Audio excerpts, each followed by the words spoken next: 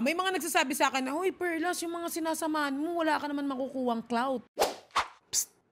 Hindi mo pwedeng sabihin na nagmamatured ka, na ikaw mismo. Ang magmamatured guys, ibang tao makakakita niyan. Ako naman, feeling ko naman, nag-grow naman ako social media dahil pinipili ko yung mga kaibigan ko ngayon sa social media. Sabi nga, hindi naman lahat na nakakasama mo pwede mong kaibiganin eh. Kailangan mo pa rin piliin kung sino dapat yung kaibiganin mo. Ngayon, mas nag-aano ako sa mga taong, alam mo yung feel ko may matututunan ako dito pag kinaibigan ko to, gano'n. Hindi lang pag kinaibigan ko to for clout. Ako guys kung mapansin mo, kahit sa TikTok ko or sa ano ko, hindi ako yung mga clout lang. Kailangan may matutunan ba? Hindi, I mean, kasi yung iba, may mga nagsasabi sa akin na, "Hoy, Perlas, yung mga sinasamahan mo, wala ka naman makukuhang clout. Perlas, yung mga nakakasamahan mo, hindi ka naman sisikat dyan." Kasi ang clout, guys, or ang kasikat, pwede mo naman gawin ng sarili mo or gumawa ka ng sarili mong content na magbo-boom ka eh. Pero yung friendship na binubuo mo sa mga tao, yung genuine friendship na binubuo mo sa bawat isa, sa priceless, hindi mo makukuha yan. Totoo yan. Hindi mo makukuha yung mga ganyan. Kasi you will only depend or you are gonna start using other people kung wala kang tiwala sa sarili mong craft at talent. Totoo. Tsaka hindi ka makikipagkaibigan, depende sa clout. Oo. Makikipagkaibigan ka kasi meron kayong dynamics, makikipagkaibigan ka kasi meron kayong pagsasamahan, meron kayong pinagkakasunduan. Hindi dahil, ay, kailangan ko siyang kausapin ngayon kasi gagamitin ko siya bukas. Hindi ganun yun.